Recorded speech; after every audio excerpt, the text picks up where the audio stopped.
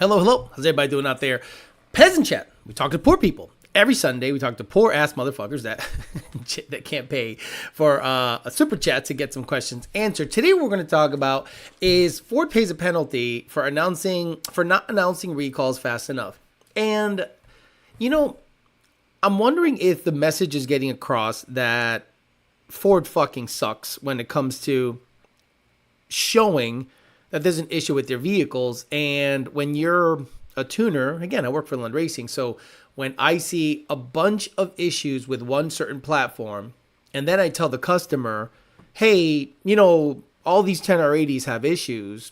The car stalling in the middle of just you being parked somewhere is not the tune. It's not due to a tune issue because it's intermittent. Like if the car decides to stall because of the cam reversion issue on the phaser, then that's the issue. And then the customer, rightly so, says, but if this issue is happening so often, why hasn't Ford issued a recall? Well, today we'll talk about the NBC News article where Ford got penalized over $100 million for that reason alone, for not reporting issues fast enough. So I think a lot of the times what not only Ford, but the whole performance industry in general, if there's a known issue, let's say with like an oil pump gear or a crank sprocket or, lifters or, a keyway or, whatever. If not a lot of people are complaining, if most people are just, I haven't heard many issues, but you as, let's say, the person who is involved with handling a lot of the issues, not the main manufacturer, you're like, I see a correlation between this manufacturer, Ford, or this builder, or this person, or this parts maker, and these issues. And people say, well, that's crazy. Wouldn't they have issued a recall or some kind of issue by now? I have literally told people in the ticket system, hey, this part fails 50 or 60% of the time. And they go, what are you talking about? It's impossible. I would have heard about it. There's no way a manufacturer would have continued to make something if it was a known failing part. Welcome to the shit show, guys. 99% of the time, if the vast majority of people are not experiencing issues, or if you can blame the tuner or somebody else like the mechanic, the installer, or whatever, they'll place blame on that, even though they know internally they have had a bunch of issues. We'll read that article. Also, the Porsche Taycan Turbo GT, the electric version, went up against a Model S Plaid in a U-Drag. I've played U-Drags here before. Luckily, they haven't copyrighted this up. Thank you so much for doing that. And I'm going to show you what the Turbo GT is doing versus the Model S Plaid. The Model S Plaid is a sedan. So is the Turbo Taycan GT. I don't know the price difference. Maybe you guys can look it up for me because I'm not going to go do that shit on the fly. But I think it was an interesting thing to see that a lot of people are saying, wait a minute, you get similar 0 to 60 and quarter mile performance. Yeah, but the Porsche handles better. And you'll see here the separation that happens in the braking and then the turning when it comes to the U-Drag. I think it's an interesting thing to look at. We'll talk about that and many more things, but not before Mr. Bill O'Reilly tells us to do it live. Okay. We'll do it live. Okay. We'll do it live. Fuck it. Do it live! I'll write it and we'll do it live! Fucking thing sucks! It does suck, but the sponsors of the show, especially Peasant Chat, don't suck. DNAperformance.com. Get all your parts there. Every single thing you want to get for your Mustang, Camaro, late model performance vehicle, anything, you go to DNAperformance.com. If you spend $1,000, you get yourself an Amri tumbler for free. So again, hit them up. Tell them you are an Amri member. You want a tumbler in your shit after you spend $1,000. PMAS, Dick James, PMAS, the best cold air intake on the planet. I'm going to be hitting them up because I want to see if I can get a 24 F-150 cold air intake for Donnie. The actual person, Donnie, bought a 24 F-150. We'll see if we can get him a cold air intake and we can do a back-to-back draggy test. Partsarm.com. The best cold air, the best late model used parts company there is. Not a junkyard. You don't call them a junkyard. Let's just call them a, parts farm. Get your cranking pallets, transmissions, rear ends, body parts. Get them all at the parts farm. You can even get a rolling chassis. Tuara Solution, Rami Zana on Tuara Solution. He's right now in the Dominican Republic helping out his customers run some roll race stuff in Bellac. Bellac Industries. If you want to let everybody know you sell drugs, cops, anything, just look out for Bellac wheels. Pull them over. You will find some yayo in there. Joe Swish, Bryson Witt, Nick, Monty 540, B. Lavesh, Slow 99, Copperhead Gasket, Joe Jackson, Artie Mercado. What did it say here? What's up, everyone? Dropping a like and catch a replay. Shout out to John Jones, Trump and Elon, Jake Paul for not being a douchebag like Larry Holmes to Ali. You guys actually thought a 58-year-old Mike Tyson would do any damage to a 26-year-old kid? Get out of here. Tristan Smirnoff, Negro, Z303, Coyote Kelly, Tango, Craig Walls, Billet Noonan himself, Big Gun, T. Sikorsky, Clint Stroke, EPA, Anthony Rafferty, Sam Morales, Matt Oliver, Mike S., T. Sikorsky, 94 GT Vert, Louis Loop. Oh, man, here we go with the fucking Chrome. The Wolf, meeting by Madman, Josh Moore, JD Swag a couple of times. Bryson Witt, it says JD got a massive sinus infection. Oh, so Bryson has a massive sinus infection. Well, I hope you feel better. Paul Sachs, $38 in the savings account checking in. JD Swag, Rizzy, SK Production, Peter Chow, Jared McLeod, The Sean Official, Nathan, Corey B, Matthew Muniz, Ken McAllister, Jared McLeod, CPR Andrew, Nat Jew, 5-0 Stallion, Jeff Batts, what's up, brother? I hope you're doing good in the Texas area. I think you moved over to where Joe Rogan is at. What the fuck is the name of that hippie town? I forget. Rob Reyes, Bill, John Jones, Chris Anderson, Troy Jetson. Wow. Great name. 661 Racing. Good morning. Been a minute. What's up, brother? CJM, Justin, Mighty by Madman, Jim Moke, A-Hole, Corey B, The Fish. I can tell you 100% knowledge that assembly finds the issues with bad parts. Blue Oval says it's fine with inspect. Use it. It's fine. I've never had this issue before. It's fine. Snap Degree, Ugly Duck, made by Madman, 661 Racing, Mark, Khalid, Mother Trucker, T. Nelson, Rookies Gun Factory, Revert Racing, Jared Wells, Ivan D, and The Cap. Boys, let's get right to the article. Let's get after it, and let's see what the hell's happening at Ford and why they got penalized $165 million. Ford agrees to a $165 million NHTSA penalty over faulty recall accusations. Ford has struggled with quality control issues in recent years, something that has weighed on its bottom line. Ford Motor Company has agreed to pay $165 million to the second largest auto penalty ever issued by the NHTSA to settle charges that it failed to comply with federal recall requirements. In a release, the National Highway Traffic Safety Administration said Ford had agreed to pay the massive fine, including an upfront payment of $65 million over allegations that the automaker failed to file recall reports on time and that some of its reports contained inaccuracies. This is a nice way of saying that Ford delayed letting you know the car they sold you or made for you is fucked up or there's a fault with it, and they lied about it in documents, and they got caught doing so. The total civil penalty amounts to $165 million, is second only to the Takata airbag consent order in the agency's 54-year history, the NHTSA said in a statement. The Ford penalty stems, this is a big deal, guys. This is not a little thing. This is a big thing. NHTSA, the Ford penalty stems from a multi-year investigation into the automaker's handling of defective rollover safety cameras on a number of its models, including the popular F-150 and Explorer SUVs. NHTSA said it received 50 complaints about the cameras showing blank screens. Ford said no injuries or fatalities were associated with the recall. No one died. It's all good.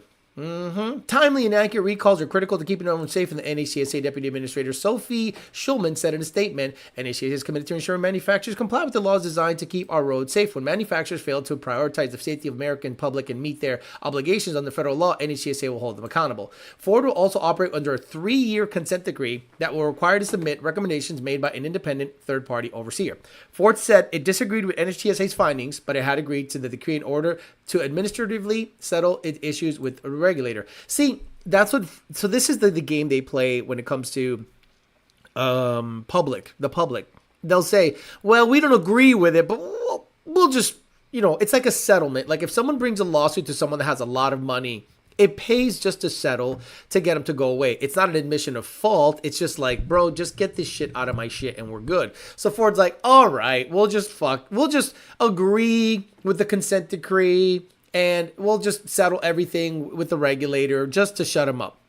But it's also a way of saying, we got caught. This is a slap on the wrist. This could have been way worse if a fatality would have happened.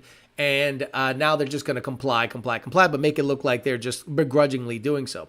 Ford has struggled with quality control issues in recent years, which have weighed on the bottom line. In July, the stock plummeted after it reported quarterly earnings that were wide of expectations, something it blamed on the surge in warranty expenses. Interesting. The warranty challenges are frustrating for investors as they come at the heels of many other warranty issues in the past and at times drag results without warning. Barclays analysts wrote in a research note shortly after the summer earnings release. Ford CEO Jim Farley said the company is working to adjust the quality control issues, and many of them stem from products made before 2021. The company said Farley is pointing to the company's jumping 14 spots in JD Power's initial. Again, who cares about it? If you're pointing to someone's opinion of you, like a magazine said you're good. Oh, JD Power and Associates said we're good, so like, what's the problem? That's kind of the wrong way of doing it. You have to kind of like wait. You are your own competition. I'll tell you something.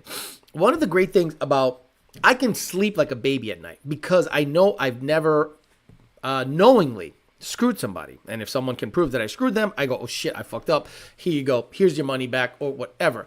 The general consensus of industry insiders, companies like Ford and the aftermarket say, hey, if no one's complaining in a huge, vast, crazy amount, or someone is not that loud, there's no issue, so they'll just ignore it. Remember when It's Just a Six, and again, he has a huge channel. I think it's let me check. I think he's over 1.5 million. Let's go check. It's Just a Six. I haven't heard much from him, but again, I don't think he's a bad person. I just don't follow his stuff. I think he has over 1.5 million followers. Yeah, 1.43 million. Cop shut down at meet, our first time at SEMA, why my towed my BMW, typical car content, but he's doing well. The moment he had an issue with a motor, remember that? See, the moment he had an issue with the motor, the manufacturer of the motor went out of their way to say, no, it wasn't us, because what It's Just a Six did is took it apart himself. And I like that. I appreciated that about him. He's like, I'm going to take it apart myself. And everyone knew who the manufacturer was. And then all of a sudden they found issues. And then there was like, I'm sure, a bunch of shenanigans back and forth. And then people put out press releases, this and that. So at least people acknowledged what was happening, that this is a build process, an issue, because you can't blame, main bearing issues on a tune. Like, people always revert to blaming the tune for everything. The rod kicked out, tune issue.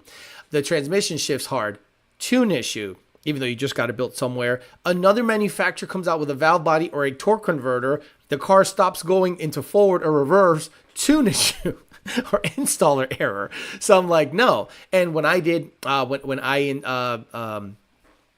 I fixed the 6R80 issue on Donnie, the Mustang, I was like, there's no one really to blame. This is one of those weird things where a little tiny shaving got into a valve out of all things, but we found the issue. I didn't go out there on a blame spree. I said, okay, shit happens. It wasn't something that was on purpose. But when someone fucks me on purpose and then you find out that they did bad stuff, you got to call them on it. And that makes you a lightning rod.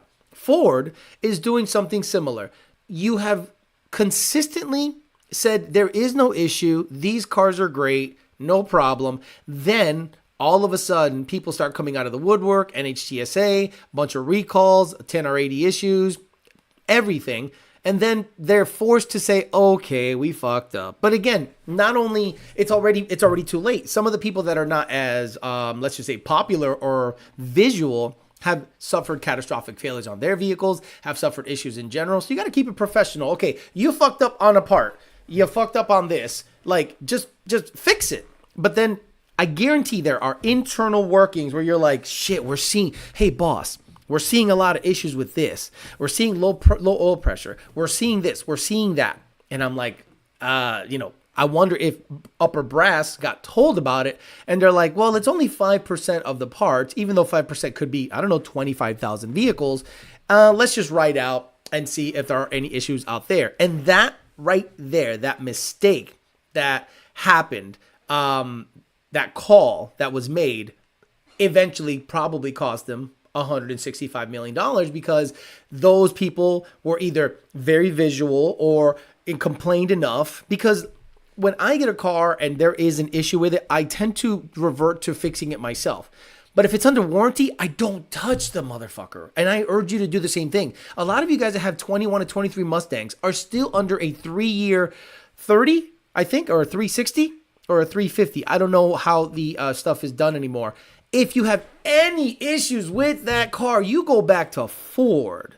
But the problem is by that time you've tuned it, you put a cold air on it, you put a suspension on it, and then the 10R80 starts to act up and you're like, it's a tune issue. And I'm like, no, it's not a tune issue.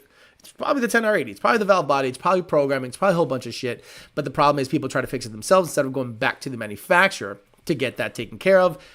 I tend to understand that unless I have a warranty for that. Okay, so the U-Drag race between the Porsche Taycan Turbo GT and the Model S Plaid was very interesting to me because it highlights a couple of things that people don't think about when it comes to these hyper vehicles, these electric crazy vehicles. A lot of people say, well, it's just the same thing. 0 to 60, it's only off a little bit. But I guess if you like technology, you want the Model S Plaid.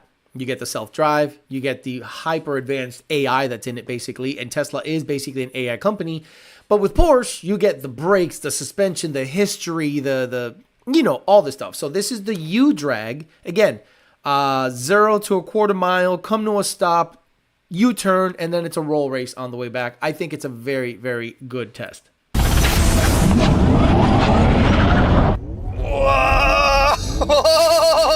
Oh, it's a clear getaway, but the Porsche's got the edge. God, it's head-to-head.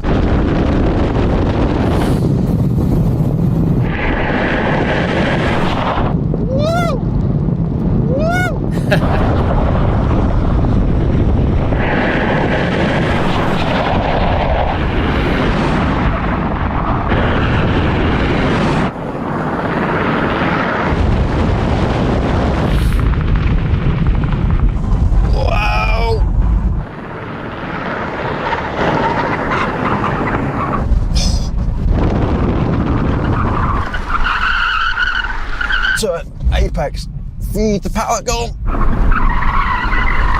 Wow, that barely got it stopped. It's going so quick. Here we go. And there we go, boost.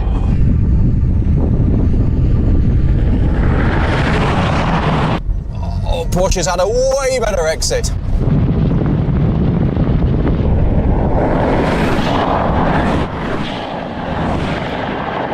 Full attack mode, full attack mode.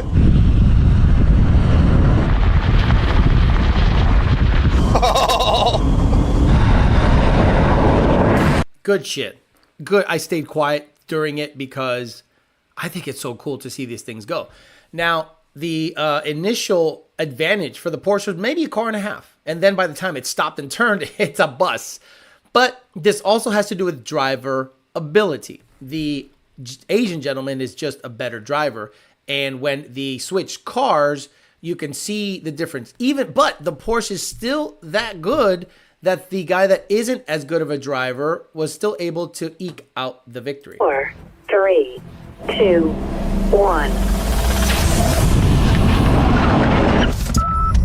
Oh, go, go, go. And we're off. Whoa, my God, this thing goes.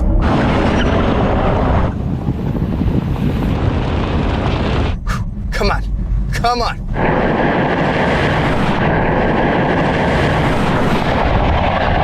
Come on, Tesla. You got this. You got this. Pretty good launch. Now, can we get this thing stopped?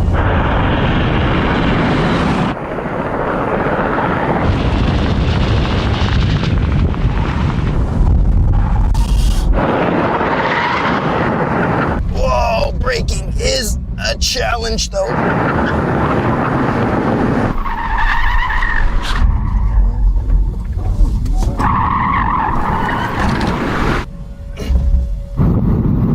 Come on. Come on, come on, come on. Go, go, go, go, go, go, go. Go, go, go, go, go.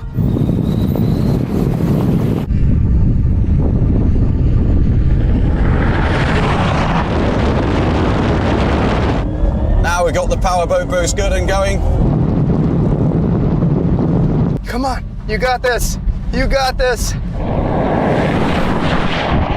Where's the Tesla? Where's the Tesla? Oh, it's gonna be close! It's gonna be close!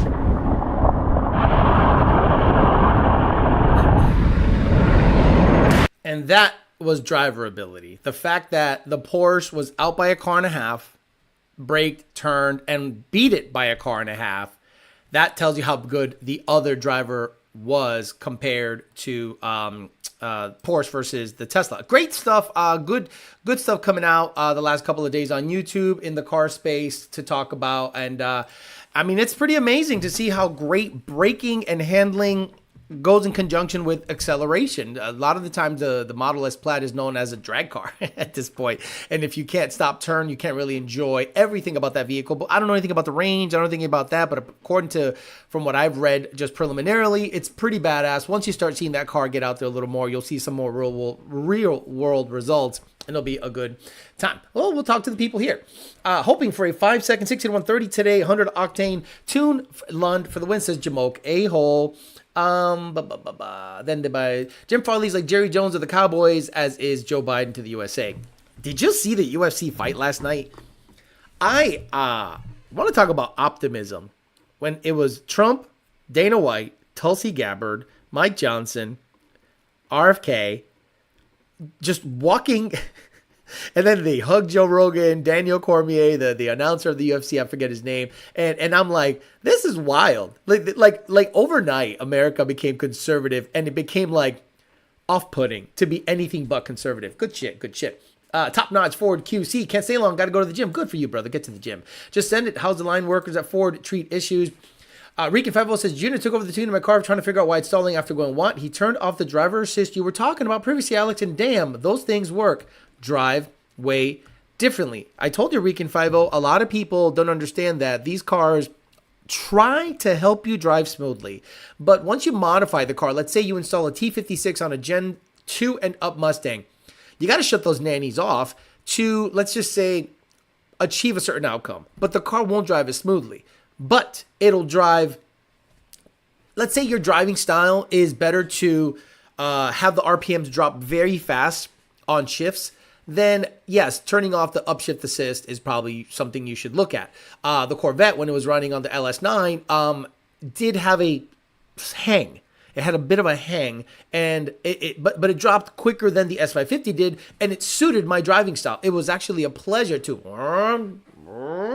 It was nice to get going on it, whereas the S550, in order to have a good takeoff and a semi-aggressive drive, I think that the upshift assist could work for some people or could work against some people. Jackpot Jen says the Taycan GT starts at $230,000. Wow. Thank you. That's a great point. If the performance to beat a Plaid is a car and a half, it ain't worth another $100,000. Same thing with the Sapphire, the Lucid Sapphire. That thing is not worth $150,000 more than a Model S Plaid. It's just crazy talk. That motherfucker moving, still super boring. Yeah, hot metal. I would love hot metal. Did you see the guy's reaction when the car took off? Did that guy look bored? Let me see. Let's go Control Shift T, U drag. Here we go. This guy is probably an experienced racer. Where is it? Let me see. Where is it? Race one. Okay. This guy is probably an experienced racer, right? Probably more than you and I, right? Hot metal. Could you agree with me that this guy probably has raced and been around faster vehicles than I ever have? Look at his totally bored reaction. Oh, it's a clear getaway, but the Porsche's got the edge. God, it's head to head.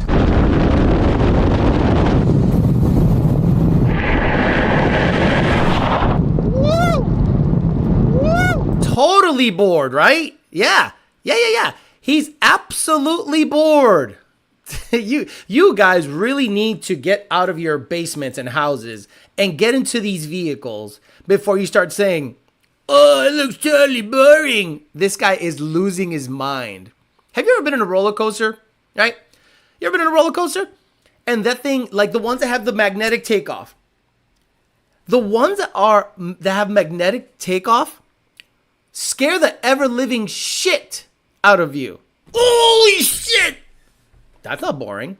Those of you that say it's boring think it's more fun to drive a 225 horsepower 93 Fox body with a T5, 2-chamber Flowmasters, 4 performance shorties, and an off-road H-pipe with no O2s in it. And you're like, this is living life.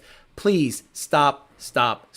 One-trick ponies, right? You know what? You imagine being a one-trick pony that goes 9.8, handles like a dream, stops, drives itself.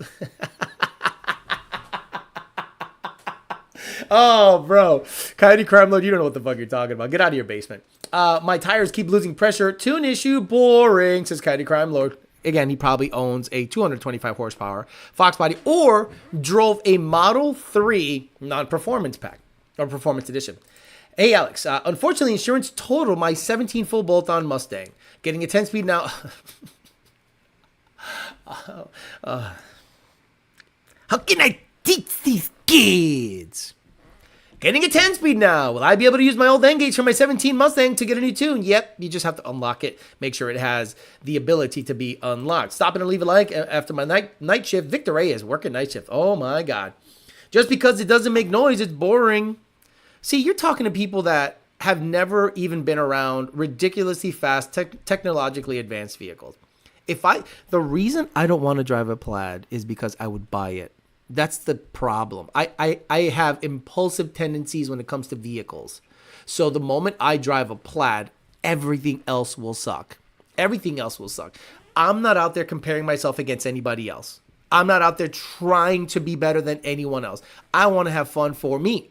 So the Corvette, I don't give a fuck if it doesn't run a 3.7 60 to 130. I care that if it runs a low 5, high 4 with minimal mods, boosted of course, and Sunoco 260 GT, and it's reliable and I can drive it and tune it to the end of time. I'm ecstatic. But you guys or others would say, oh, it doesn't run as good as this guy's LS9, right? I'm not comparing myself against anybody. I want to have fun for me. So if I get in a Plaid, I go, fuck, this thing is so fast. This thing accelerates so good. The sound system is great. It gets 400 miles of charge. I can just go back to back 950s, 940s on the street. 4 seconds, 60 to 130s. It's a sedan. I'm in Cleveland. Was a Stipe fan until he started running his mouth about woke politics. Glad the GOAT whooped his ass. I didn't know that. Do you mind being called Unk? My bad if you do, sir. No, actually, I think it's a sign of respect. I understand that I am older.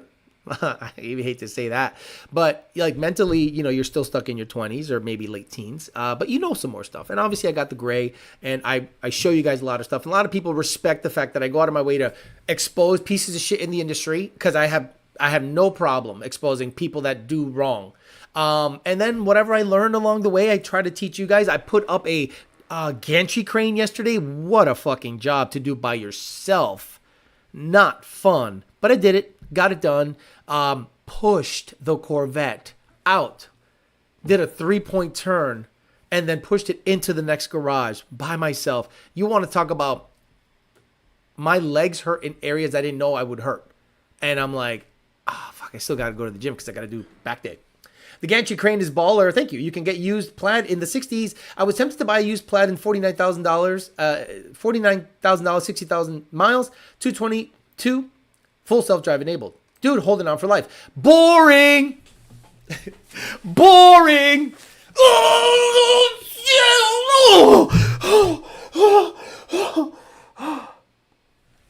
This car sucks. It's boring. Put some good tires and brakes on the Tesla and rerun it. I'd be right there with the Porsche for half the money. Going from driving a newer car to driving my 88 Firebird 5.7 is a huge difference. No nannies, no safety features, just me and the what? And the car. I like your crane acquisition. I have a living room full of parts for my shop. My house is becoming an auto repair shop. Jeff Betts. Dudes that say these cars are boring have never felt uninterrupted acceleration. People that say it's boring have never broken to the 11th. For the record, I've driven a Model 3 Performance, a Model S Plaid, and a Taycan. Then you don't know. Then you're in the wrong hobby. If you think a 9493 car that accelerates badass, 4-door, name an ICE vehicle that can do that. Any ICE vehicle. Forget 2-door. Any ICE vehicle under $200,000 that can do that. Boring. Holding on for dear life. Guy totally had a fake reaction and added a fake camera shake. Sarcasm. Right. The fake camera shake. Look at. This is my favorite. The brakes on the second race. This guy looks absolutely terrified. Wait, is this the second race? Yeah. Look at the brakes. Look at when this guy hits the brakes on the Taycan. Let me play it before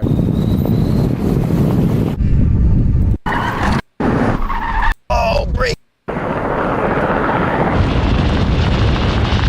Fuck, these cars are so fast. God damn, these cars are so fast. I wish I had that job. My God. Oh, look at that. Look at that. he looks totally bored when the car... Look at this.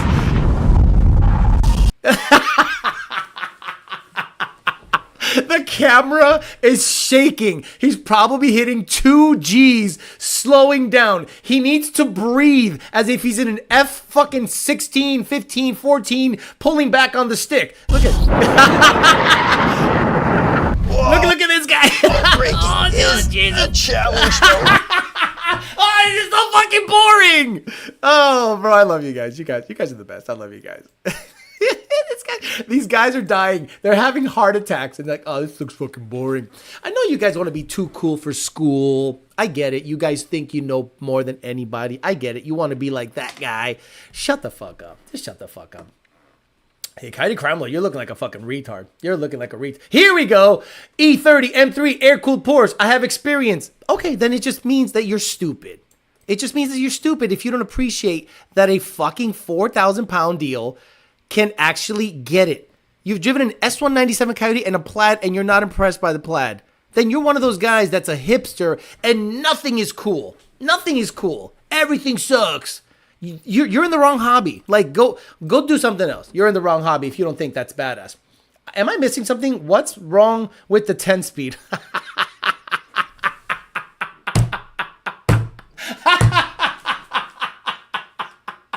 He said, am I missing something? What's wrong with the 10 speeds? Bro, you are very new to the channel. They don't handle like a dream. Okay, gotcha. Find anything ICE that will out-handle and out-accelerate a Plaid for the price range, the same price range. Fuck it, $50,000 more dollars. An E30 with an LS swap and... We got some Roush Edition Polaris slingshots at work, and they're just super gay. No performance, just upgrades and cosmetics. What's a Roush Edition Polaris slingshot?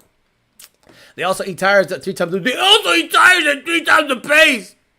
You mean a car that accelerates to 9.4 in the quarter mile eats tires? Pikachu face! Holy, oh! Bro. The straw manning is insane. What do you think about the 6.7 Power Strokes? I don't know much about the diesels, but King Leo, I had a bit of a epiphany yesterday. I might need a truck because of the amount of work I'm doing is starting to require big equipment, a lot of towing. If I do start to go, not racing, just go to the track to test, I might need a truck, and I don't want to get a truck, honestly. Used Plaid is like $60,000. Seems worth it to me. No, it doesn't handle good. It eats tires. It goes 9.4 15 times. Do you know that I've driven E30s and SO97s? I have experience. Imagine driving a daily with over 1,200 foot-pounds of torque and complaining it eats up tires 3 times faster.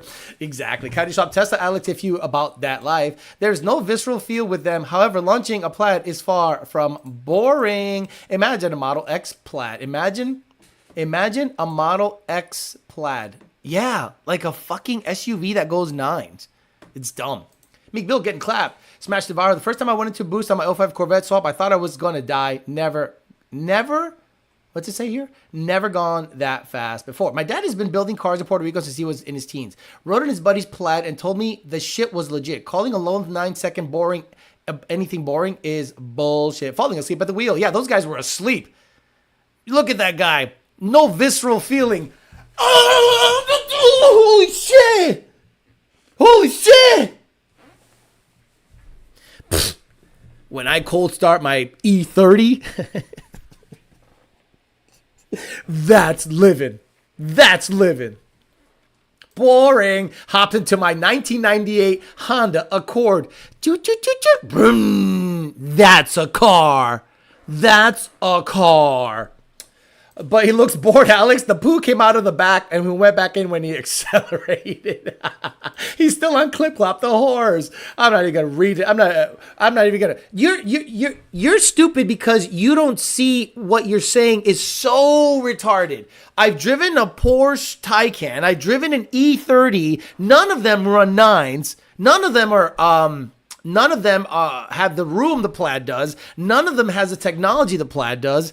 And it's a $60,000 to $70,000 car used, and you're like, boring. And those guys are experienced guys that drive more cars than you and I combined, are almost dying when they accelerate the car or slow down the car. And you're saying, boring. Got it. No problem. If you go to like Islands of Adventure, I really hope you're not like shocked at the acceleration of some of the roller coasters or something. Don't ever get on a roller coaster and go, oh, honey, that was fun. And in the same breath go, electric cars are stupid. Out accelerate? Nothing. Out handle? Damn near everything at that price point. Really? Oh, I'm not talking about a short course Miata. But yeah, an $8,000 Miata will out handle a Plaid in a very tight, small course. But you and I both know, you get a Plaid out on a road course that can let it stretch its legs a little bit. It's a wrap. It's a wrap. It's a wrap.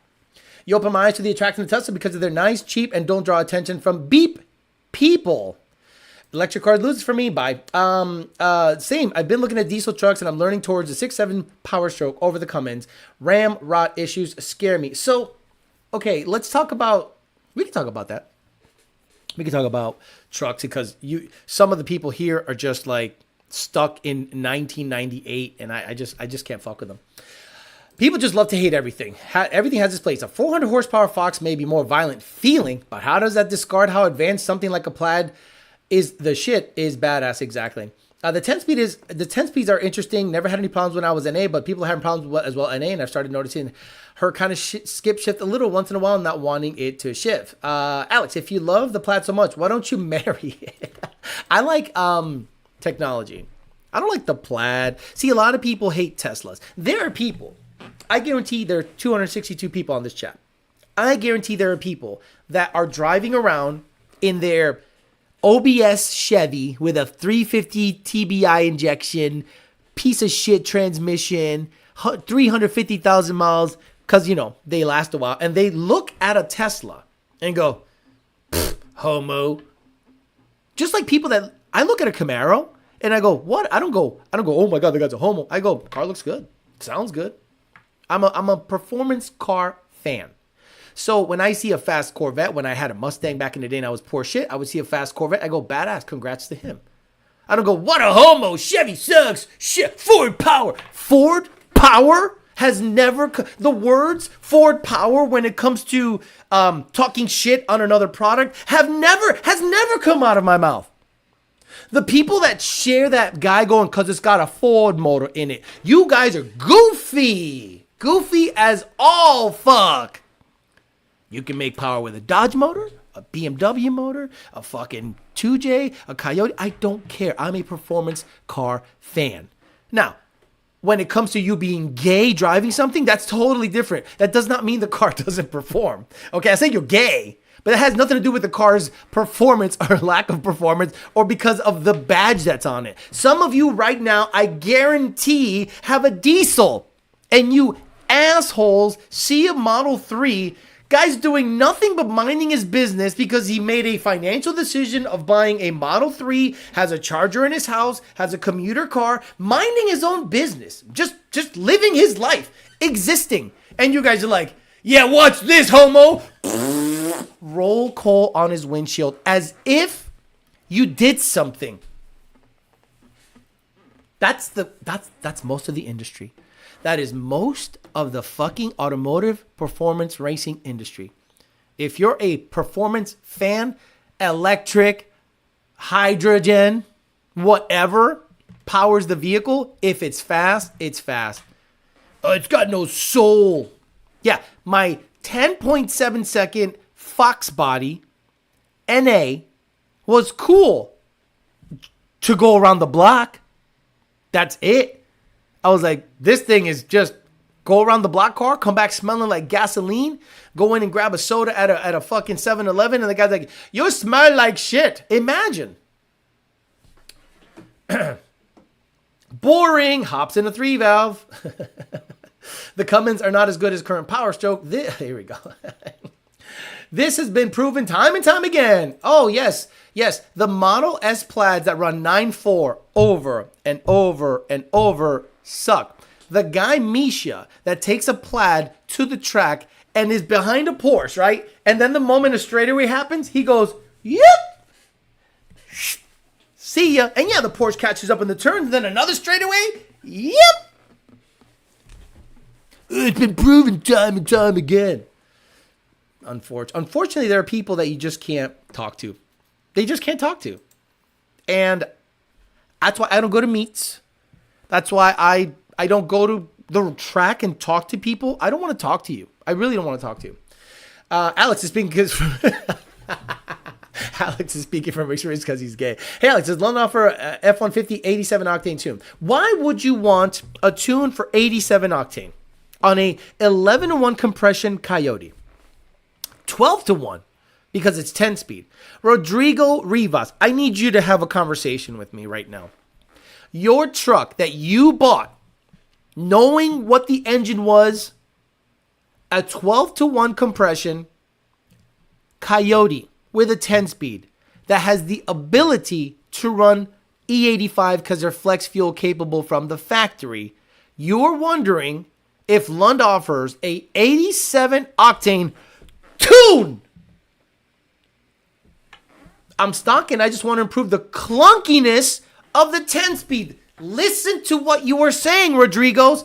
The fucking transmission on the factory tune is clunky, and you think a tune is gonna fix the factory tune clunkiness. Do not get a tune if your transmission is clunky. There is an issue with it. There's an issue with your transmission. Do you guys understand that your truck or car has to be 100% mechanically sound before you think about tuning it? Like, does that thought cross your mind? Or do you go, oh man, it's skipping. Maybe a tune will fix it. Oh shit, I got misfire codes. Maybe a tune will fix it. Oh shit, I got cam reversion codes. Maybe a tune will fix it. I have rod knock. Maybe a... This is nuts. This is nuts. This thought process. Can I get an 87 octane tune? I'm stock. The factory tune, the people that built this vehicle's tune, is clunky.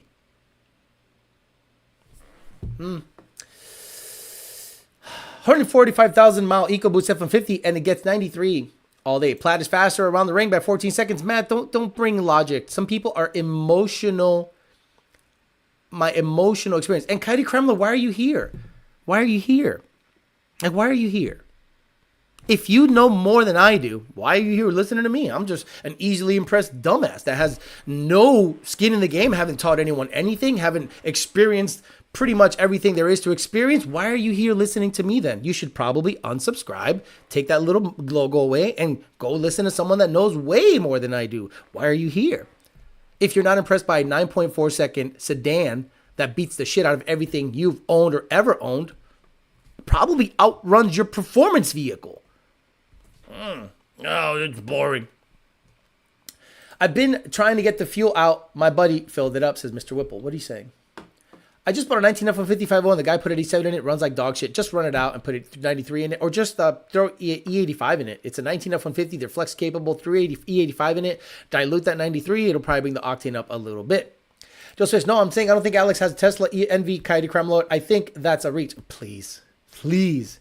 You know, I love that people say, this is, imagine saying, this is a dig at me. I live in a 1-1. That's hilarious. I'm in Palm Beach County. None of your cars run. Everything runs minus the Corvette and the Project Fairmont. Donnie runs, GT500 runs, and the Cadillac Escalade runs. Alex sucks. 3 of his 5 vehicles run, and he lives in a 1-1 in Palm Beach County. Got it. Alex, my 10R is missing first gear. Fixed now. At least, what did it say here? at least ask for a 93 tune. Here we go, Coyote Crime. See, you're that guy that watches the show to hate on it.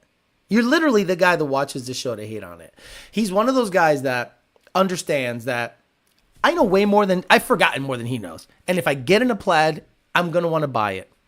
See, but I can appreciate it from afar. I like how people think that you have to be the thing to know the thing.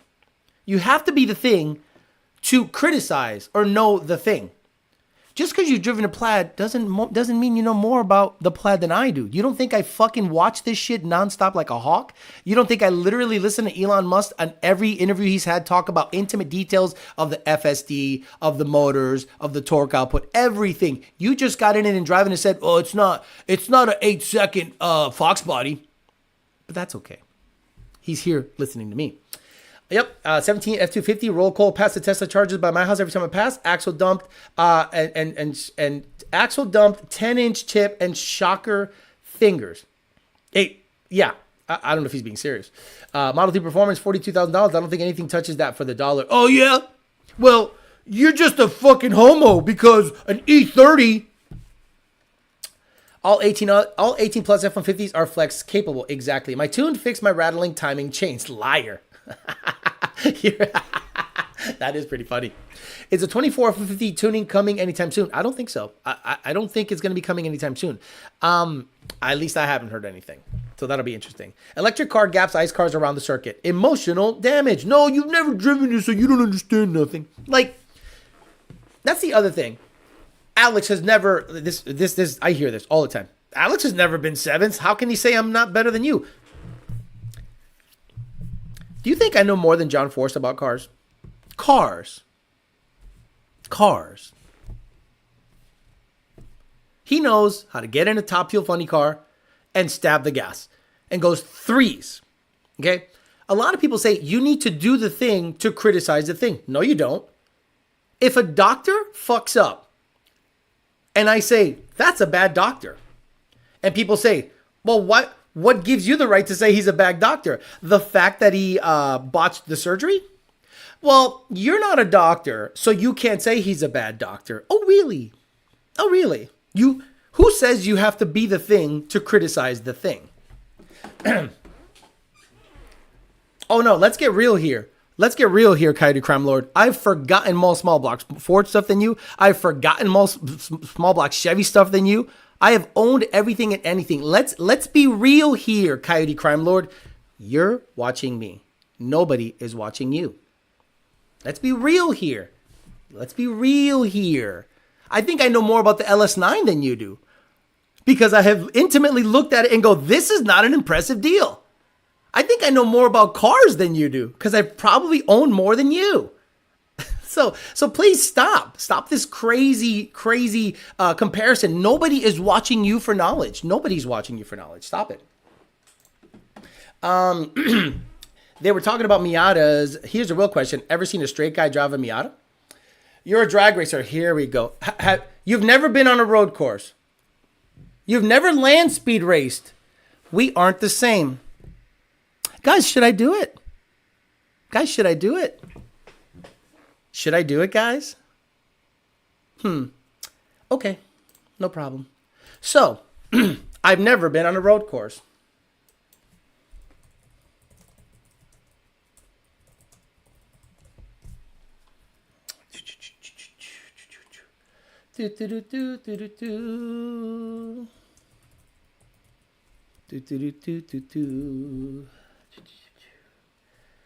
Where is it? Because I took Frank Perdomo's pretty built Fox body And within like 4 laps, I was pretty much good to go. Where is it? No, this is the peasant chat because we need to understand, we need to show people that they're absolutely full of shit. Frank Perdomo, PBIR, maybe? Frank Perdomo, PBIR. Flex Fuel, road racing. Let me see, road racing. Frank Perdomo, PBIR. Nope. I'll find it because I got nothing else better to do. Because some people need to just shut the fuck up. They just don't know anything that I've done. Let's see, YOLO douchebag. I thought I had it here. I'll look for it. Because now I got to prove this guy wrong. Land speed record. Nobody knows your name. Standing mile. I've done half mile stuff. You know, the real fast cars. Let me see. YDBT. Isn't it Streetcar Night in America or something like that? Let me see. Alejandro Flores Streetcar Night in America. PBI, America, PBI. Some of you might be able to find it for me because I can't find it. But I have road raced at Palm Beach International Raceway. I've done half mile racing. I've done more racing than you've ever done. I've done way more racing you've ever done. Like, really? Really? You're going to go out there and try? So if anyone can find the actual thing, I can't find the video, but now I'm going to show it. I got time today. So let me see. What would I look up? Streetcar Night. Let me see. PBH. Nah. Alejandro Flores. Frank Perdomo. Yeah, it's got to be Alejandro Flores, Frank Perdomo. But I can't find the one where I was at the track with him. He said I'd never been on a road course. Okay, no problem.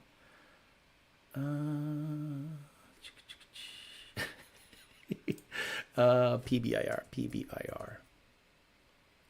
Damn, I can't find it. But I know it's in here somewhere. I just don't know the keywords. Maybe one of y'all can help me. Maybe Bryson can get on there. But Bryson's really good about that shit. Be going to track next summer. Anyone knows the 15 stick car? That's what they do. Dixon, but Alex, that's what they do. Should do. Dixon 225, but Alex stuck in smoke. What are you talking about? Oh, you talking about a Street Fighter? Defined the comfort. Jacob Trujillo. He's pulling out receipts. Hey, Alex, thinking about buying a C606. Don't buy it. Don't buy it. I can't fucking find it. I can't find it now. Let's look up Alejandro Flores half mile. Let's do that first. Because I think I have it in there. YDBT. Want to go fast. Half mile. Alejandro Flores. Want to go fast. Half mile. Shit. Like, the keywords aren't working. YDBT. DBT. Here it is. So this is me at not a mile, but the real fast cars do half mile events. You and I both know that, right, Coyote Crime Lord? You and I both know that the real fast cars do half mile shit. And I get it. I'm not super fast, but this is my first time, and I was beating pretty fast cars.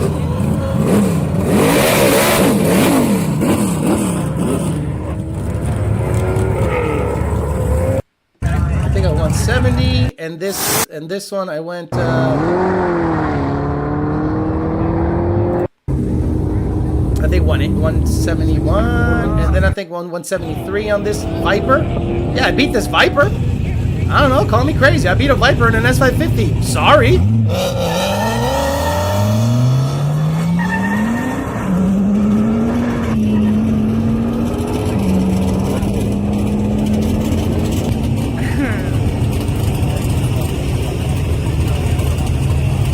Okay, I mean, yeah, I don't know nothing, right? Alex has never been in a mile. Okay, I've been in a half mile, but I want to find the road racing one because that one, oh Jesus, this thing's all fucked up. Sorry, I didn't have it centered. Now I need to find it. YDBT. Oops. YDBT road racing. No. YDBT Frank Perdomo. YDBT. I'm gonna literally sit here and do it.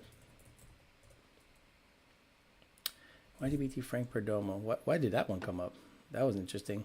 Wow, yeah, like it's almost like PBS Performance Coyote swapped SCCA in a solo, so that's Perdomo's car, but not me driving it. But anyway, you guys have seen me actually drive Frank Perdomo's car at PBIR, and after 2 or 3 laps, I was running down cars that I should not have been running down with such little experience. So let it be known, just because you don't see it doesn't mean I haven't done it. And the fact that I actually have documented half of the shit that I've done, and you think you know more about me, more than me about anything, nobody is listening to you about anything. Nobody's listening to you about anything.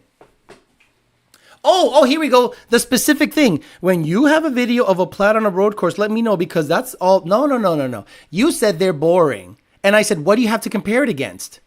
I've been 8-1 at 170. I've been low 10s stick shift on a 75 millimeter pulley Gen 2 R supercharger. I've been low 9s in a S550. I guarantee a Plaid would not be boring. I've been in a low 8-second drag car. You think I would say a Plaid is boring? You are watching the wrong thing. You're watching exactly. I drove Frank's car. I drove Senior's car. I've driven who else? I've driven Senior's car. I've driven the test mule for Lund Racing. And do you don't think I have access to a bunch of other vehicles that I've driven that you probably haven't seen me document? Like, I'm blown away that you're still here. Why are you here? Coyote Crime Lord, why are you here? Why are you here? Tell me, why are you here? Because a lot of people this is the beginning of the end for you. Like, a lot of people think they know more than me, and they haven't experienced half as much as I have. And they're here talking about Coyote stuff. Meanwhile, when it comes to ZR1 stuff, they're listening. When it comes to small block 4 stuff, they're listening. When it comes to electric car stuff, they're listening. Nobody is listening to you. Like, nobody's listening to you. Stop. There's plenty of people who have taken Plaids on Road America. They're great in straights. Downside with them is power running out. Yeah, 1,000 horsepower, 1,000 torque, anything, power would run out. It's going to be the quarter. It's going to be the quarter, Joe. Lord, so butthurt. Black Buffalo Plaid wrap on my Plaid while I wear Plaid. Why didn't you do a wheelie? Yeah, I mean, but who cares? It's a wheelie. He's a troll. He has to be a troll. Alex about to go nuclear. No nuclear. I'm here to learn about coyotes, your expertise. I brag about you all the time, my expertise. But not with this. You're wrong about this. Okay, Coyote Crime Lord, you're wrong about literally everything, because you're here to you watch my ZR1 videos. You watch my articles about electric cars, when it comes to build processes on engines, why drive systems are good. You really think I'm limited to Coyote car knowledge? You really think that? And you're here. I only watch Alex when he's talking about Coyote knowledge. I drove a Plaid. I know more than Alex about a Plaid. You know more than me, and I do this for a living. I research this shit for a living. Oh, you haven't driven one. Oh, got it. So that automatically makes you more knowledgeable on these vehicles than I am. I haven't driven every Coyote, but you're listening to me about Coyote stuff. I haven't driven an S650. But do you take my knowledge as valid when it comes to the S650? I guarantee you're in your mental gymnastics saying, no, Alex doesn't know shit about the S650. And everything I've said about the S650 has come to fruition. Literally everything. There isn't anything that hasn't come to fruition that I talked about the S650. I've never driven one. Do you have to drive the thing to talk about the thing? Some people's children. Coyote Cry Lord said he has 70-mile records. Show us the receipts. What's your name? Just look up Coyote Crime Lord all over the internet. He'll pop up. I'm just here for Tony. You can hear him canceling his membership. Almost everyone here has to learn to get more knowledge from your experience. Suppose I need to get a better tire to run faster. Bias plies. I don't know what you're doing. Fast forwards. I don't know the type of racing you're doing. Is it drag racing? Is it street racing? What are you doing? I have no idea what you're doing. Okay, there you go. My knowledge is limited to rear-wheel driven American cars. That's right. Do yourself a favor, Coyote Crime Lord, because you sound really stupid right about now. Go back to the beginning of this channel. Go back to the beginning of the channel, because you're a newish member. Go back to the beginning of this channel 5 or 6 years ago and go over every single little build I've fucked with. Go over the 1,500 videos that I have. Go over every single little build I have messed with, been around, had access to. I worked at so many places that had access to so many vehicles that I've driven so different types that I talk about. So go back to the beginning, because I think what you think you know is like the last year or two of knowledge that you've probably watched for a year or two, and you go, all he knows is Coyote stuff. Okay, cool. No problem. The whole reason why these lives exist because Alex knows shit. Nope. I don't know a goddamn thing. Like, I got people right now mad at me that I exposed a whole industry when it comes to the aftermarket, and the reason why a lot of this process is flawed. And I laid it out in a very, I don't want to say scientific, but I want to say logical fashion, right? That comes from experience. But because I haven't driven the one thing in a one particular situation, I know nothing. Even though I know more about the vehicle's infrastructure, batteries, motors, torque output, drive systems, software. I mean, I know more about the intricacies of this vehicle. Doesn't mean I have to drive it to know more about it than you. I think you can get a Gen 3R for a better price. Ricardo, Joe Jackson. This just installed. Okay, Jacob Trujillo says, I just installed a set of headers on a buddy's S650 with an H-pipe. Sounds like shit. I mean, every Mustang kind of, depending on the muffler, sounds like shit. That's why I've told you guys, based on my experience, that the MagnaFlow Street Series is the only adult exhaust that matters. A lot of people get into the Corsa stuff, the extreme stuff, and that's where the Coyote just sounds like absolute butt cheeks. So I'm kind of blown away that a lot of people go that route and immediately don't like their car anymore. And then they say, Coyote sound like shit. Anything straight pipe pretty much sounds like shit. Me and my dad are helping you go to the track frequently in the summer. I look for skinnies, not 100% sure which are compatible with the 6-piston Brembos in the front.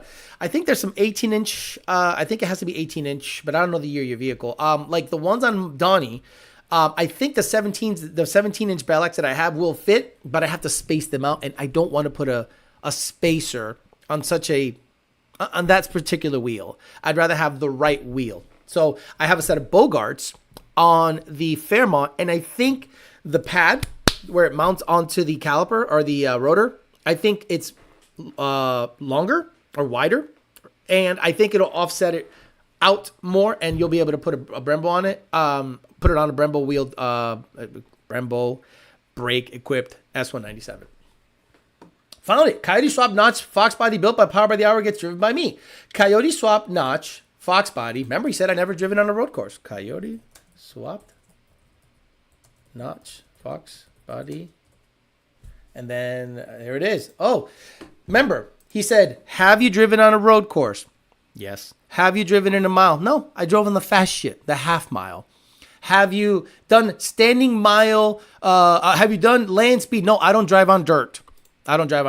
But yeah, I guess I don't know what the fuck I'm talking about. I'm not around someone who Frank Perdomo has forgotten more shit. And I was around him, and he dropped a bunch of knowledge on suspension stuff. He dropped a bunch of knowledge on everything. And, I didn't absorb any of that knowledge. I didn't absorb why people, build certain aero. Yeah, I didn't sit around and learn from Frank based on his experience, what to look out for, why he built it this way, how to drive it, certain characteristics, nothing. I don't know what the fuck I'm talking about. I love people. I love people that just shut the fuck up. I have done more.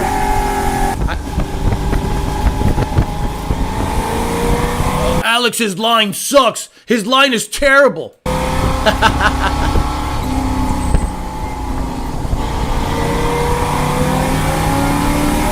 Oh, Alex is in a Mustang. I'm sure a competent guy with a Honda Civic can beat his ass.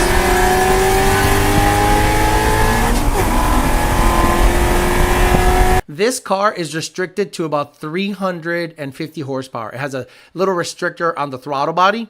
And because of the power to weight ratio, I guess to compete in American Iron, it has to have a certain power. I mean, I don't know that, though. I don't compete in American Iron, so I shouldn't know that. And Frank said, don't shift above 7 because the transmission doesn't like it. It was an Astro 5-speed. I'm like, okay, cool.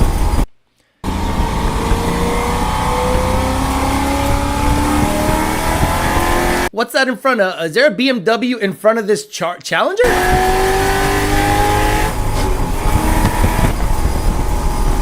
Break early, watch them do the thing.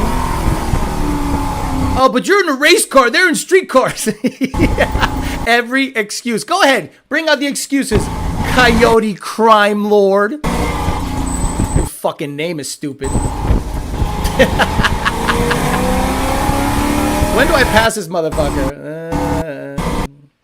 Yeah. Watching him. Yeah. I'm up his ass. He didn't move over. I'm up his ass. I guess I'll pass you. See, they're supposed to let you buy, and this motherfucker just did not let me buy.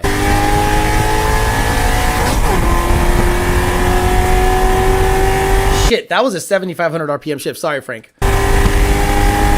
Time to hunt down the BMW that is definitely not an American rear-wheel drive car. Alex, you're on the brake too long.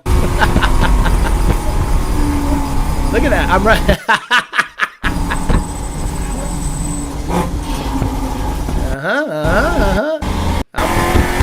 And he gives me the flag. Get out of here. You're up my ass.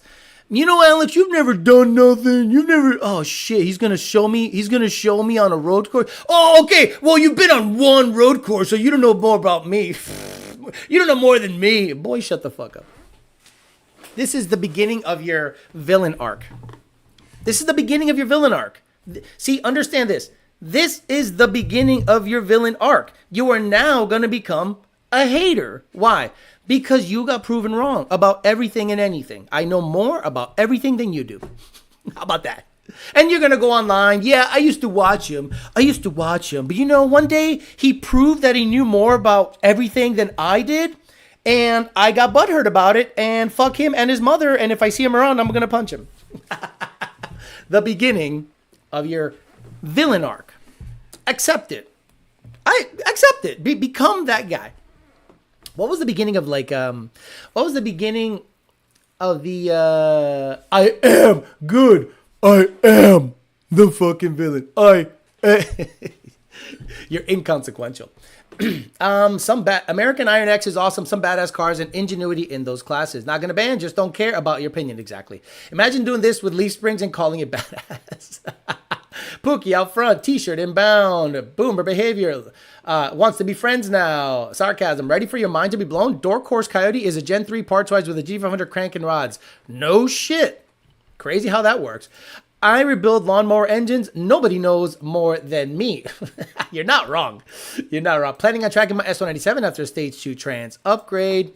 No, you don't. LOL. Again, go ahead, go online, go on the Coyote forums and say, again, Tony Full Bolt on exactly who you are right now. The beginning of what you're doing now is exactly what Tony Full Bolt on experienced. And then every other hater after that, people that were on this stream constantly providing content, loving it, all of a sudden they thought they were going to check me on shit. And I said, nah, I'm good. Boom, became a hater. That's funny. I love it. Catch me outside. How about that? I only drag race Alex. Oh, if he only knew. He probably ML's dad. Isn't the standing mile a drag race? Exactly. Imagine saying you have more experience or are better than me and all you do is go in a straight line fast. Half mile is straight line fast. It's a half mile drag race. That's how I treated it. I don't think I lost any race in the half mile drag race that I attended. And that was my first time driving any of those vehicles at that power level. The first time I drove a car with anything over 1,000 horsepower, I came within a tenth of a personal best for that vehicle. Give me the opportunity everyone else has had. I will fuck you up in everything. I am making money here. I am like, you know what? There's no reason to build a 6-second stick-shift car because there's no money in that. Where is the money in building that?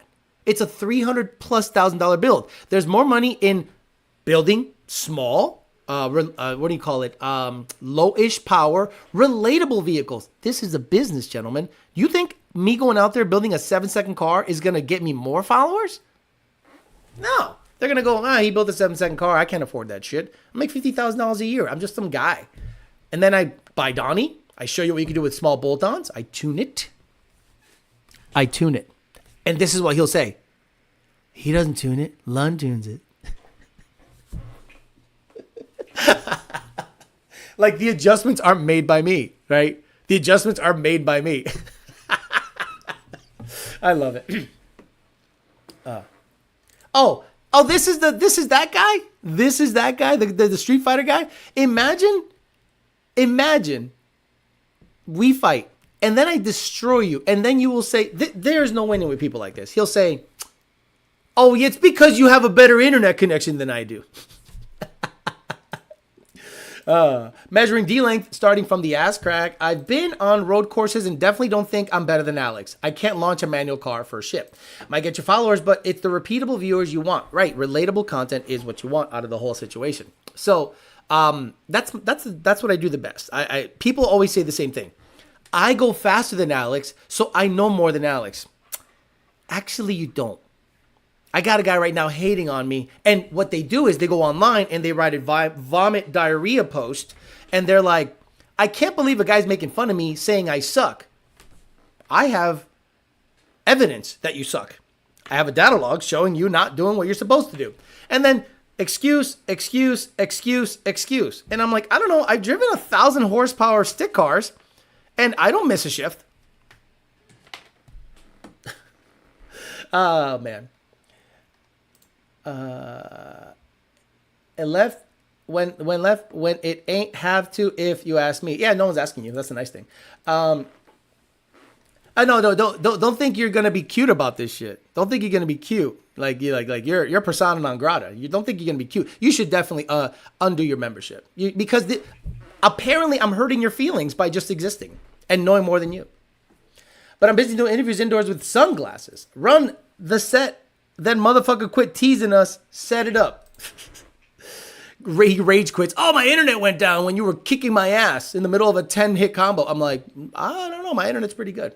I gained a whopping 3 followers on YouTube for my Predator blower video because I suck.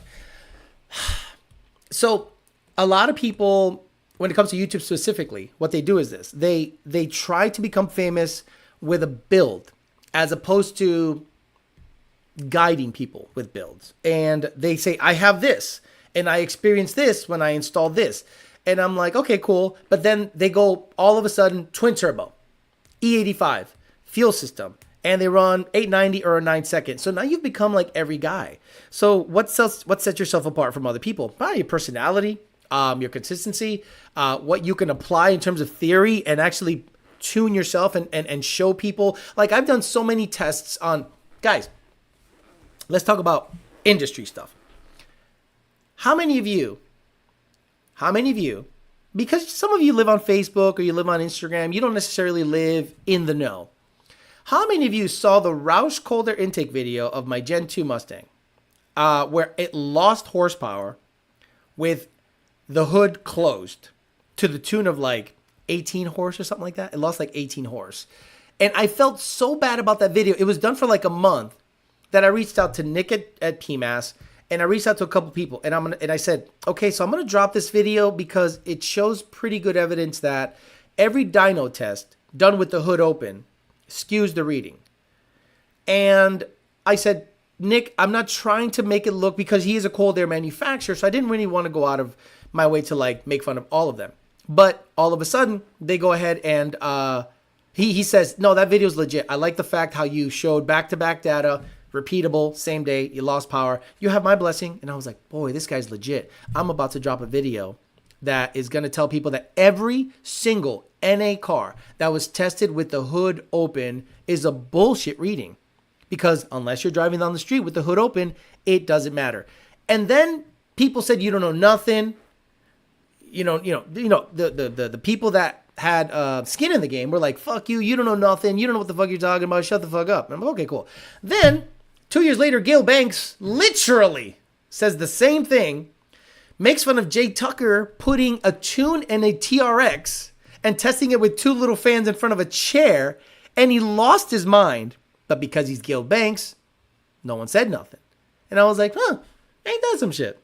But that all comes with theory, application, understanding how things work, understanding mechanical nature of things, hot air, cold air, intake position, laminar airflow, all that stuff. So that stuff doesn't come with like just that comes with that comes with a bunch of experience. And then one person does one thing that I haven't done, and they all of a sudden say they know more than me. And I'm just like, okay, got it.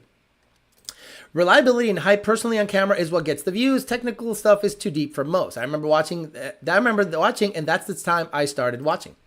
I got more followers from my Chrysler 300 videos probably because it was relatable, even though it's a ghetto wagon. Yeah, but with any form of content, jackpot, check. So the Jake Paul Mike Tyson fight was dead. Yeah, I don't know what the hell you guys watched that thing. Cletus's videos, at least some, are actually entertaining, in my opinion, because he come across like a good dude who's honestly living the life we all wish we could. Can't hate on the guy that he's made it. No. Cletus has done something amazing, but his fans are retarded. So I couldn't imagine being Cletus right now and having to deal with 75% of his fans being retarded. Like, they're retarded. But again, nothing wrong with that. I would love to have, 3 million retarded fans. I'd cash the fuck out. But then you got to deal with retards and you're like, oh, fuck.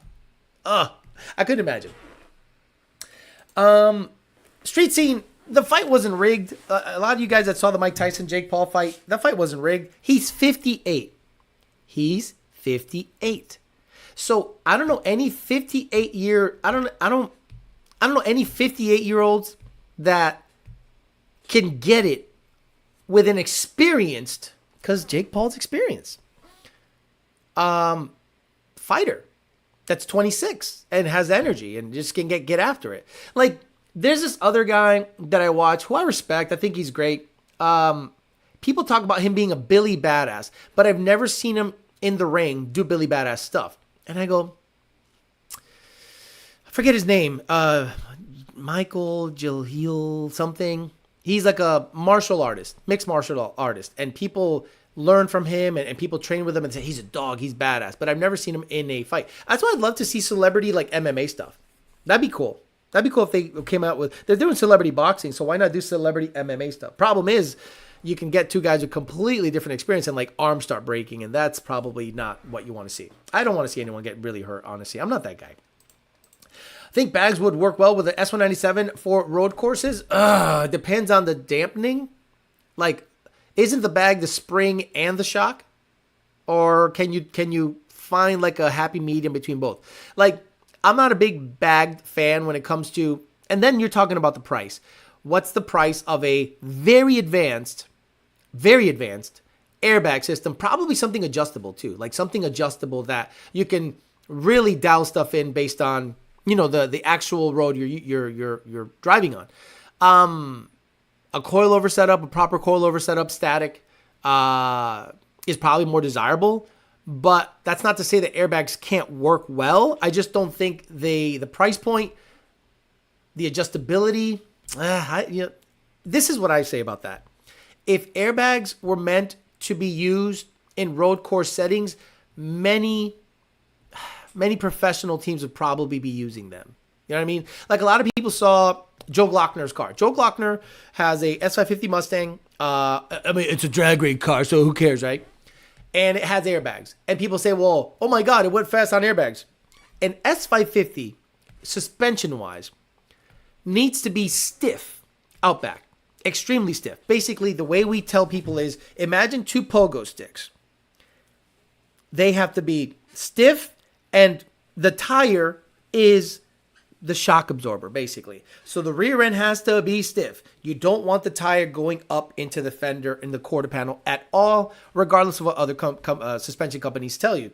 So the S550, because it's IRS, it's going to do this thing. You want it kind of cambered in, and then when it launches, you want it to be straight. A lot of people go low and straight, and then the car launches and it does this, and then you have the inside of the tire, as opposed to, I don't know if it's negative, positive, what you basically bring them in this angle. So when it launches, it does that and it's stiff. And then the front end has to be stiff also. A lot of people get way into the weeds about separation. There is no separation on an IRS car. All you can do is mitigate the amount of tire stuffing into the quarter panel that you can. So the airbags actually came into play there, and he was just able to go, well, let me just add 10 psi, and the thing 10 more psi, and it launched better. It has a 15-inch drag radial. It has an aftermarket knuckle, so he can put a 15 by 10 back there. So it's a unique setup. The car's heavy, and it actually ran a low 7. It worked for that particular application. Road course, different animal, price point, bunch of different things. Tyson was good for the first 40 seconds, and then the second round after he looked tired. I want to see Canelo fight Paul. I don't want to see Canelo fight Paul. Canelo is 168. He walks around maybe at 180. Paul probably walks around at 210. That's not, why would you want to see that? The only way Canelo would fight him is if it's an insanely drained Paul. So, in order to sanction the fight, you are not going to have a 40-pound weight disadvantage. When Roy Jones wanted to go to heavyweight, he made the heavyweight minimum, which is I think 208 or 210. He looked very slow at heavyweight. Very slow. Then he came back down to light heavy, and he looked fast, but he got beat by Tarver the second time. But in the first fight, he looked quick. I'm like, look at that. Look at what happens when you take 25 pounds off a guy. He's fast as shit. Jackpot gem, but I think the beauty of diamonds and convenience are going to... Okay, gotcha. Jake Paul got a feel for him in the first round. He noticed Mike wasn't fully there and squared him. Basically sparred once Mike capabilities. You got to respect him for that. You can't tee off on a 58-year-old guy. You can't try to knock him out. It's a lose-lose. Joe's car was killing it. Yeah, shout out to Joe Glockner. He's been doing that race for 4 years or so, and he was able to make it work. We're proud of him. It's got an FFRE motor in there. I think the same turbo kit, which whatever. It's a turbo 400. Bagged 3,700 pounds. Ran 7-1. That is freaking fast. Alex, any previous videos to be looking out for going forward? Don't know what you mean. Can you be more specific? Troy Jess says, was thinking about dampening tech caught up by now. Research for me to do. Exactly. Similar to MagnaRide. Some crazy adjustability. Yeah, it has to be pretty crazy adjustability for it to be worth it. Like, I think a lot of people will probably go, okay, I have an ultimate adjustability, but is it worth it for the money? In an air ride road race car, probably worth it for the money. The kid here, LaidOut50, at LaidOut50 on Instagram, he came up to me yesterday. I was walking Tony, and he's like, I ruined another car. And he puts cars in like insane cambered positions, like really crazy. And he goes, but this one actually is functional. I can lay frame unibody, but then he put airbags on it. So it's a bagged stance car. And I said, but it was an EcoBoost Mustang. So I said, I don't hate that. I looked at him and I said, I don't hate that. I said, good for you. Good for you. I mean, the thing is stanced low, and if he needs to get up over a speed bump, he airs it up and then drops it down right afterwards. And I'm like, that is a great case use for bagged suspensions. Absolutely. You want to have a cambered out dumb shit? Cool. Airbag? Cool. It worked out. Let me see if he posted a video on it. I thought it was actually a pretty neat airbag stance car. Instagram. God, I hate going on Instagram with the computer. Let me see. LaidOut50. I don't want to go to the fucking gym. I'm like tired from all the shit that I did yesterday. Let me see.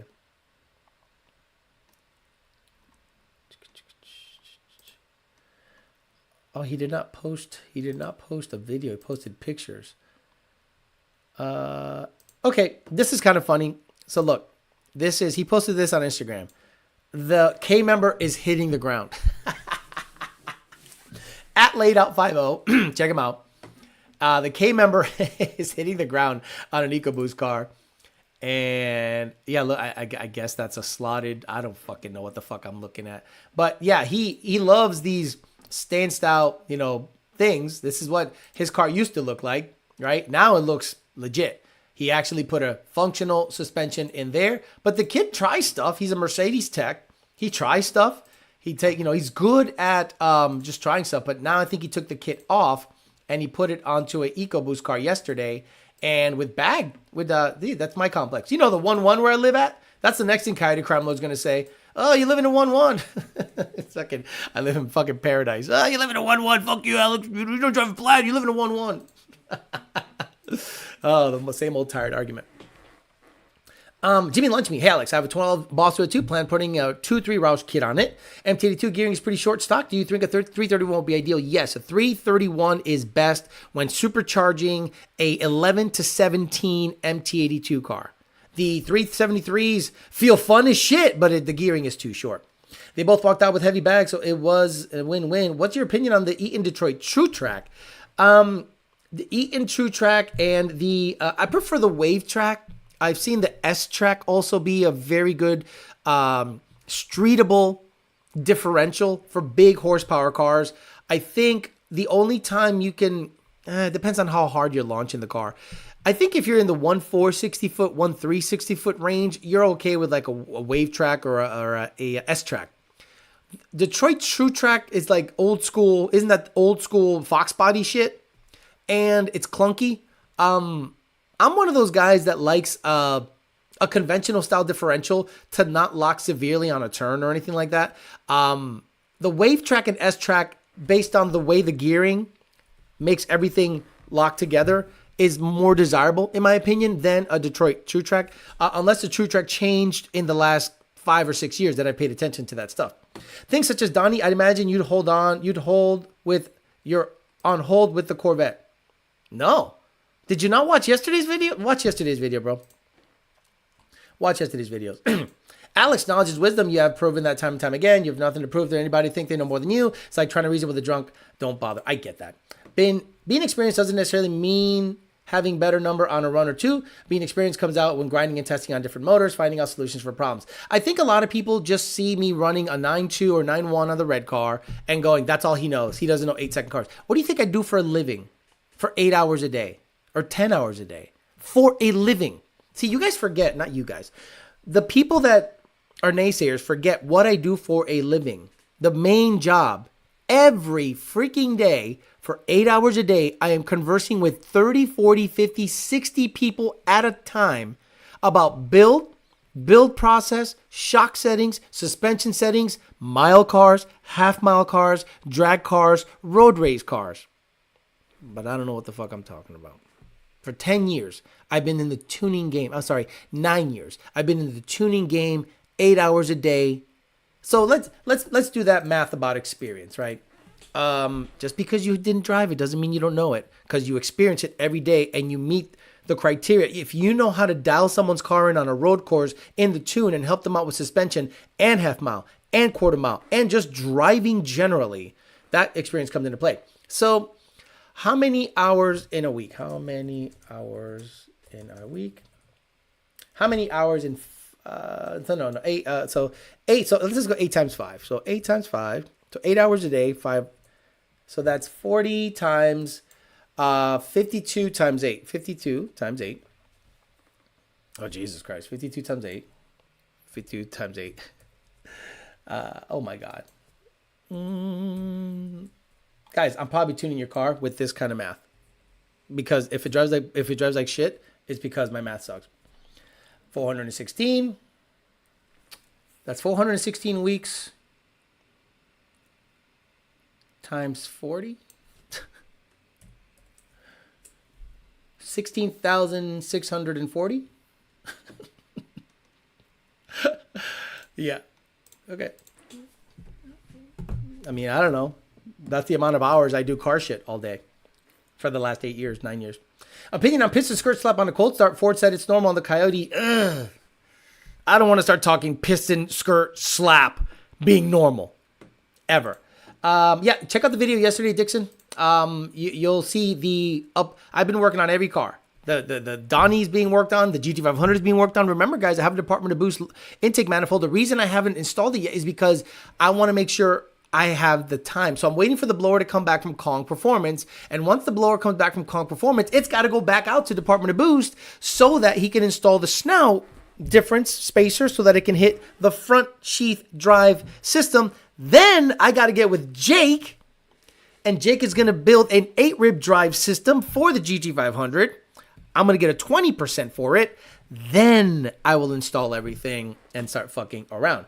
You can run coilovers and put air cups on the top of them so you can lift the car a couple inches when needed, but get the right height and benefit of coilovers. Mike Ages loses his mind after you said you only work 40 hours a week.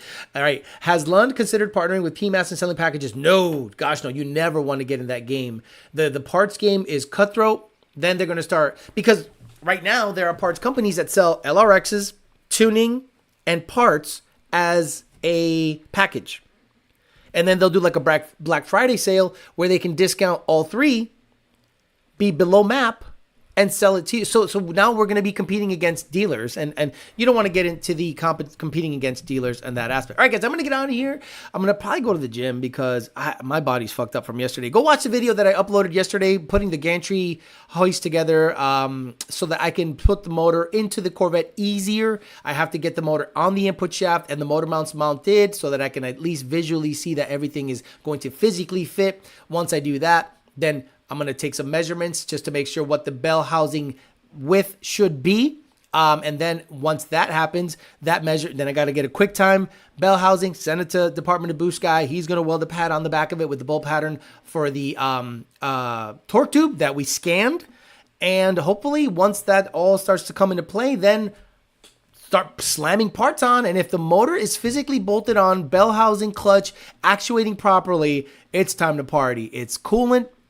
It's cooling system, it's drive system, it's power, it's boost. It's pretty much gonna go quickly after that. And I think the Corvette should be running. I'm hoping by the first quarter of next year. It's gonna be difficult to do it again by myself, but I'm trying to do my best to get everything going with my limited experience. I have nothing to lean on except millwright experience and then Coyote straight line experience only. All right, guys, I'm out of here. Thanks for listening. I will be back on Tuesday. Talking Shit Tuesday. We'll hang out then. See who says that know more about me about everything when it comes to, one particular thing. And then they somehow pay me a monthly nut to tell me I'm wrong. Hey, as long as you're paying me, I'm happy about that. All right, guys, I'm out of here. See you guys later. Have a good rest of your Sunday. See you Tuesday. Bye.